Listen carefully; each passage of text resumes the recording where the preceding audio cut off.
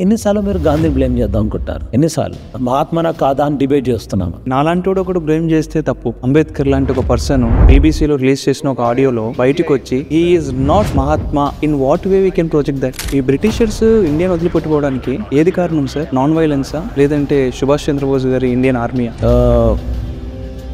మహాత్మా గాంధీ గురించి మాట్లాడితే హిందూ ముస్లిమ్స్ ఒక శరీరానికి ఉన్న రెండు కళ్ళ లాంటి వాళ్ళు. ఈ పార్టీషన్ జరగాలంటే నా శవాన్ని దాటుకొని పోవాలి అని చెప్పినటువంటి పర్సన్ ఇదే పార్టీషన్ కి సపోర్ట్ చేయాల్సిన అవసరం ఏమొచ్చింది? సెకండ్ వరల్డ్ వార్ వచ్చి బ్రిటిష్ వాళ్ళు చాలా తీవ్రంగా నష్టపోయారు. They do realise that we cannot handle no more colonies. ఇదే దాంట్లో ఒక బ్రిటిష్ ప్రైమ్ మినిస్టర్ మాట్లాడుతూ ఒక మాట అంటాడు, నేను ఇండియాకి ఫ్రీడమ్ ఇచ్చింది only because of Subhash Chandrabose and Indian army అని. జర్మనీ హెల్ప్ తీసుకున్నట్లయితే బ్రిటిష్ ఖచ్చితంగా ఓడిపోతారు, మనకు స్వాతంత్రం వస్తుంది. 1939 చెప్పిన వ్యక్తి సుభాష్ చంద్రబోస్. మీరన్న మాటలు నిజమే అనుకుందాం సార్, జరిగిన చరిత్ర నిజం అనుకుందాం. మరి ఖిలాఫత్ మూవ్మెంట్ గురించి ఏంటి? మరి Khilafat movement emerged as a powerful force uniting Indian Muslims in their struggle against British imperialism and advocated for the restoration of the caliphate. ఇలా ముస్లింలు మమ్మల్ని చంపుతున్నారు, మమ్మల్ని ఏం చేయమంటారు గాంధీ అని అంటే, మమ్మల్ని చెడగొడుతున్నాడు గాంధీ అని గాంధీ దగ్గరికి వచ్చి చెప్పి ఆడపిల్లలు పాయిజన్ తాగి చనిపోండి వాళ్ళు చేసే ముందు. ఎస్